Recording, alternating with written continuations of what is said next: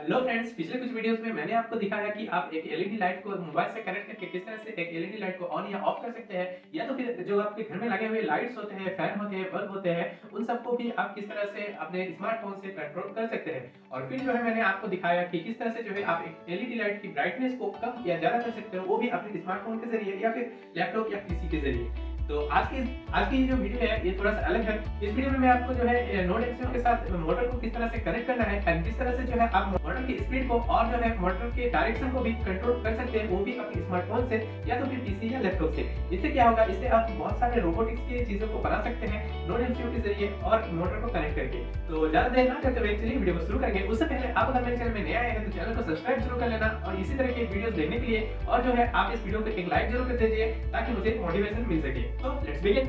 Okay तो friends, मैं सबसे पहले आपको दिखाता हूँ कि कौन कौन सी चीज़ें जो है हम लोग यूज़ करेंगे और किस तरह से आपको कनेक्शन करना है। ठीक है, तो ये मैंने एक प्रोजेक्ट बोर्ड ले लिया है और उसके बाद जो है हम लोग नोड एमसीयू को ले रहे हैं। तो नोड एमसीयू को हम यहाँ पर लगा देते हैं इस तरह से। तो उसके बाद जो है आपको ज़रूरत पड़ेगी कुछ वायर्स की। मैंने जंपर वायर्स का यूज़ करूँगा। इन जंपर वायर्स का आप कोई भी वायर ले सकते हैं यूज़ करने के लिए। ठीक है, टू ये वाला मोटर्स ले लिए, ये गियर मोटर्स है नॉर्मल। ठीक है, तो मैंने ये दो मोटर्स ले लिया है और यहाँ पर मैंने एक मोटर ड्राइवर लिया है जिसका नंबर आप देख सकते हो L298N। ओके, L298N का मैंने ये मोटर ड्राइवर लिया है। आप दूसरे किसी मोटर ड्राइवर का भी यूज़ कर सकते हैं, लेकिन ये जो है ज़्यादा एम्पियर का है इसलिए मैं इसका यूज़ करता हूँ। ठीक है, तो इसके साथ जो है मैंने मोटर्स को पहले ही कनेक्ट कर दिया है। आपको इसी तरह से कनेक्ट करना है मोटर्स को। आप देख सकते हैं इस तरह से एक मोटर को आप इधर कनेक्ट कर सकते हैं, दूसरे मोटर को जो है आप इधर कनेक्ट कर सकते हैं। ठीक है, यहाँ पर आपको जो है 6 पिन दिखेगा जिसमें से 4 जो है आपको मोटर का पॉजिटिव और नेगेटिव के रूप में काम में आएगा और 2 पिन जो है आपको मोटर का स्पीड को कंट्रोल करने के लिए यहाँ पर दिया गया है जिसका नाम है इनेबल पिन। ठीक है, तो इधर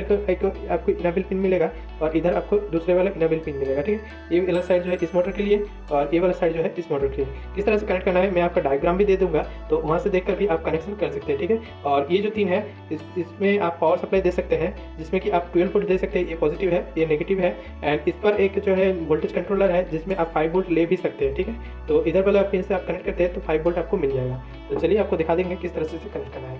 नाउ जो है हम जंपर वायर्स को यहाँ पर लगाते हैं और जिस तरह से मैंने आपको बताया कि दोनों साइड का 2 जो है इनेबल पिन है, तो ये 2 वायर को हम लोग इनेबल ले लेते हैं।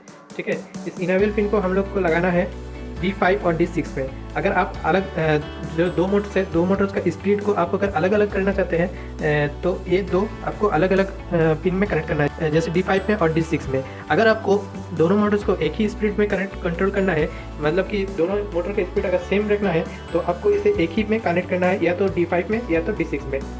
और ये जो 4 वायर्स है आपको इसे D2 से लेकर D1 से कनेक्ट करना है। D1, D2, D3 and D4। ये चारों वायर्स को आप चारों पिन में लगा दीजिए। और अगर आप दोनों मोटर्स का डायरेक्ट स्पीड को सेम रखना चाहते हैं तो इसको D5 या D6 में इसी में कनेक्ट कर दीजिए, 2 इनेबल पिन को। या फिर आप अगर अलग अलग करना चाहते हैं तो आप D5 में एक और D6 में एक कनेक्ट कर लीजिए। तो चलिए ये वाला कनेक्शन हो चुका है। अब आते हैं पावर सप्लाई पे। तो हम लोग जो है इसको 5 वोल्ट हम लोग इसी से दे देंगे। तो चलिए किस तरह से आपको देना है मैं दिखाता हूँ। इधर के जो 5 वोल्ट वाला पिन है इसको हम लोग खोल देंगे, इस पर एक वायर को लगाएंगे एंड भी इन वाला पिन आपको यहाँ पर दिखेगा, तो उसमें जो है आपको इसे लगा देना है 5 वोल्ट को। नोड एमसीयू को आपको 5 वोल्ट से ज़्यादा नहीं देना है, हालांकि ये 10 वोल्ट तक ले सकते हैं, लेकिन 5 वोल्ट में ये अच्छा काम करता है। और ग्राउंड पिन को जो है आपको बीच वाले में देना है। ठीक है, तो यहाँ पर मैं यूज़ कर रहा हूँ एक 7.5 वोल्ट का बैटरी का। तो आप 12 वोल्ट या 7.5 वोल्ट या 9 वोल्ट आप यूज़ कर सकते हैं यहाँ पर। ठीक है, तो इसकी पॉजिटिव वायर को हम लोग लगा देंगे इस वाले में एंड इन दोनों ग्राउंड को आपस में लगाकर जो है इसको बीच वाले में कनेक्ट करना है। तो आप देख सकते हैं जो मोटर ड्राइवर है उसमें भी पावर आ चुका है और हमारे नोड एमसीयू में भी पावर आ चुका है। ओके, तो ये हमारा रेडी हो चुका है। तो चलिए मैं आपको लैपटॉप में ले जाता हूँ और दिखाता हूँ कि आपको इसे ब्लिंक ऐप के साथ किस तरह से लिंक करना है और किस तरह से इसको प्रोग्राम करना है और किस तरह से जो है मोबाइल से कंट्रोल करना है। ओके तो गाइस, सबसे पहले आपको मेरे डिस्क्रिप्शन में जाना है। वहाँ पर आपको एक लिंक मिलेगा जहाँ से आपको ये वाला प्रोग्राम देखने को मिल जाएगा। तो इस प्रोग्राम को आपको कॉपी कर लेना है वहाँ से और आप आकर के अपने आर्डिनो आईडी में पेस्ट कर देना है। ठीक है, जैसे जैसे मैंने कोड को लिख रखा है उसी सेम तरीके का रखना है, कोई भी चेंज नहीं करना है। ठीक है, अभी तो इसको आपको पेस्ट करने के बाद इसको मिनिमाइज कर देना है एंड आपको चले जाना है एक क्रोम ब्राउजर में। क्रोम ब्राउजर आप अगर मोबाइल से चला रहे हैं तो आप डेस्कटॉप मोड में ओपन कर लीजिए और अगर आप पीसी में चला रहे हैं तो सिर्फ ओपन कर लीजिए। और यहाँ ओपन होने के बाद आप लिखिए ब्लिंक IoT, ठीक है। तो ब्लिंक IoT लिखकर आप सर्च कर दीजिए और ये वाला ऑप्शन आएगा, जो पहले वाला लिंक आएगा उसे आप क्लिक कर लीजिए। तो आप ब्लिंक IoT के होम पेज पर पहुंच जाएंगे। यहाँ पर आपके अगर आईडी नहीं है तो किस तरह से आईडी क्रिएट करना है ये मैंने पिछले वीडियोस में बता दिया, आप वो देख सकते हैं। तो आप आईडी बना सकते हैं। तो चलिए मैं लॉगिन कर लेता हूँ यहाँ पर। एंड लॉगिन करने के बाद आप इसके जो है होम पेज पर आ जाएंगे। होम पेज पर देख सकते हैं मैंने जो है DC मोटर के नाम से पहले ही यहाँ पर सेट रखा है, लेकिन आपको फिर भी दिखा देता हूँ किस तरह से करना है, ठीक है। तो सबसे पहले आपको टेम्पलेट्स में जाना है यहाँ पर, और जा करके आपको न्यू टेम्पलेट्स करना है। वहाँ पर आपको कोई भी नाम दे देना है, जैसे मैं मोटर नाम दे देता हूँ। एंड अपने बोर्ड को सिलेक्ट कर लेना है, जो कि मेरे ख्याल से है ESP8266, ओके। इसे जो है आपको डन कर देना है और चले जाना है डेटा स्ट्रीम पर। डेटा स्ट्रीम पर जाने के बाद आपको यहाँ पर न्यू डेटा स्ट्रीम में क्लिक करना है और जाके वर्चुअल पिन में क्लिक करना है। वर्चुअल पिन में क्लिक करने के बाद आप यहाँ पर कोई भी नाम दे सकते हैं। मैं यहाँ पर मोटर 1 स्पीड दे रहा हूँ, ठीक है। तो मैं मोटर 1 स्पीड को कंट्रोल करने वाला हूँ यहाँ पर, इसलिए। और ये मैं वर्चुअल पिन 1 लिया हूँ, तो आप V1 को यहाँ पर सिलेक्ट कर देना और इसको जो है आप सिंगल पर क्लिक कर देना और इसको जो है आप 255 कर देना, ठीक है। इतना करने के बाद आपको क्रिएट कर लेना है। इसी तरह से सेम आपको और एक यहाँ पर क्लिक करना है न्यू डेटा स्ट्रीम में, फिर से जो है आपको वर्चुअल पिन में जाना है और इस तरह से आपको दूसरे मोटर के लिए भी स्पीड को सेट कर लेना है, ठीक है। तो M2 स्पीड कर देता हूँ मैं और इसको आपको सेट करना है V2 में। एंड ये वाला सेम जो है 255 कर देना है और इसे जो है सिंगल पर क्लिक कर देना है एंड इसे भी क्रिएट कर लेना है। उसके बाद जो है आपको 4 डिजिटल पिन को क्रिएट करना होगा, तो आप डिजिटल में जाइएगा और उसके बाद जो है मोटर 1 पॉजिटिव, ठीक है। मोटर 1 पॉजिटिव लिख दिया है मैंने और पिन जो है आपको सिलेक्ट करना है। तो मेरे पिन जो लिया है वो है 5, पहले वाला लिया है 5। दूसरे वाले में आपको करना है सेम, आपको डिजिटल में जाना है और M1 नेगेटिव पिन जो है आपको 4 में सिलेक्ट करना है। तो 5 4 हो गया एंड और 2 डिजिटल पिन को आपको सिलेक्ट करना है। तो M2 पॉजिटिव, मोटर 2 का पॉजिटिव, ये हमारा 0 है, 0 ही रहने देते हैं।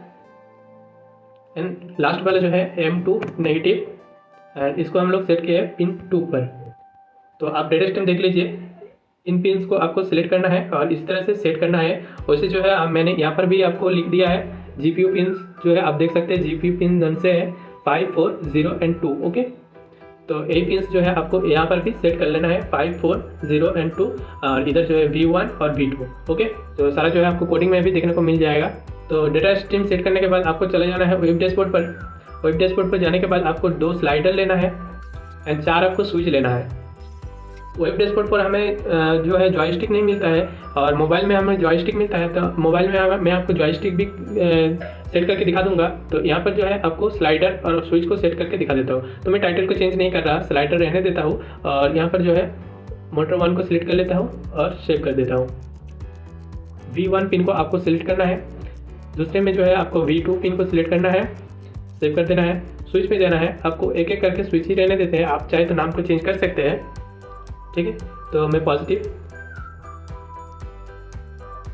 तो ये सब सेट करने के बाद आप इस तरह से कर सकते हैं, एक एक पिन में एक एक को स्विच को सेट कर सकते हैं, ठीक है।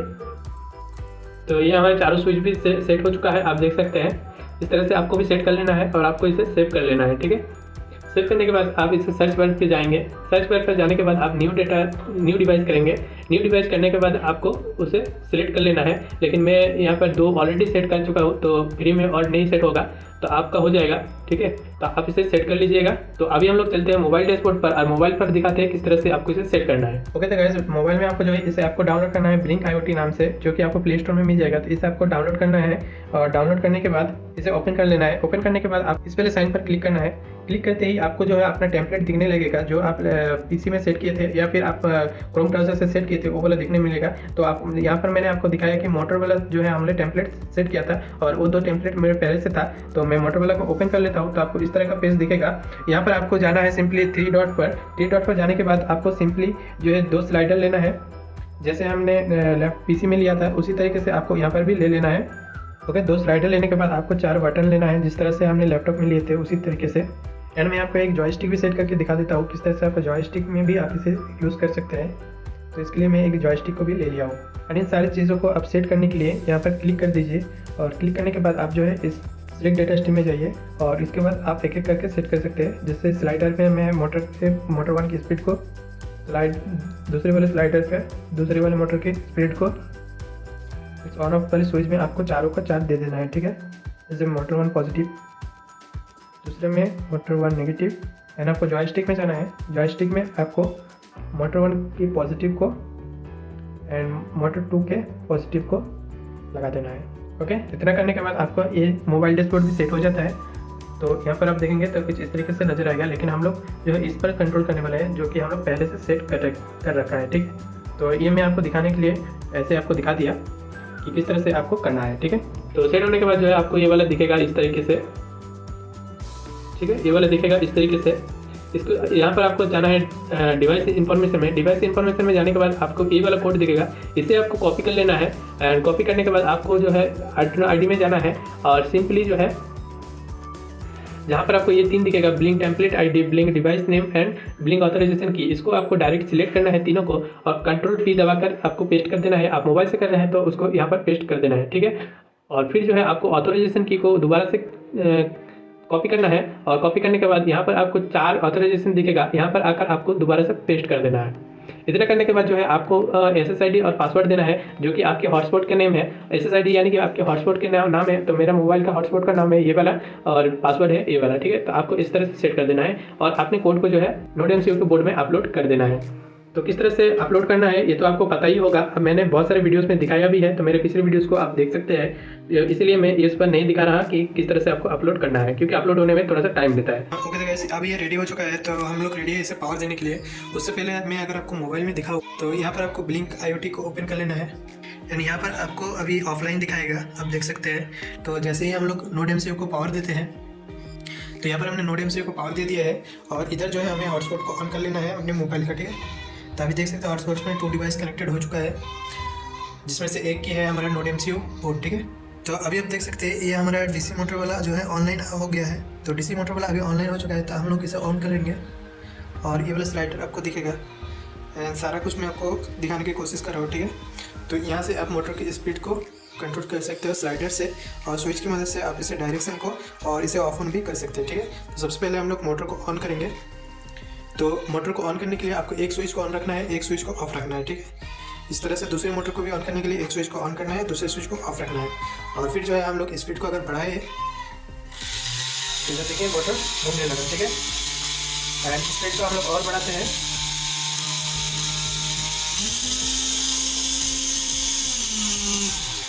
इस तरह से जो है आप लोग मोटर को स्पीड को कम या ज़्यादा कर सकते हैं और मोटर को ऑफ या ऑन कर सकते हैं। ठीक है, अब मोटर की डायरेक्शन को अगर चेंज करना है तो सिंपली आपको इसे ऑन ऑफ कर देना है और दूसरे को ऑन कर देना है, तो इससे जो है मोटर की डायरेक्शन चेंज हो जाएगी। एंड इसी तरह से आप दोनों मोटर को एक साथ भी चला सकते हैं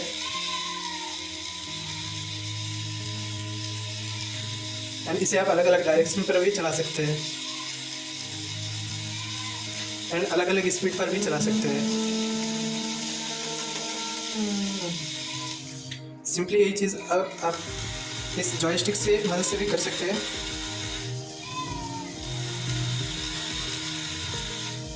तो ये हमारा काफ़ी अच्छे तरीके से काम करता है और ये काफ़ी दूर से भी काम करेगा। जितने दूर से आपका हॉटस्पॉट काम कर सकता है उतना दूर से ये काम कर जाएगा।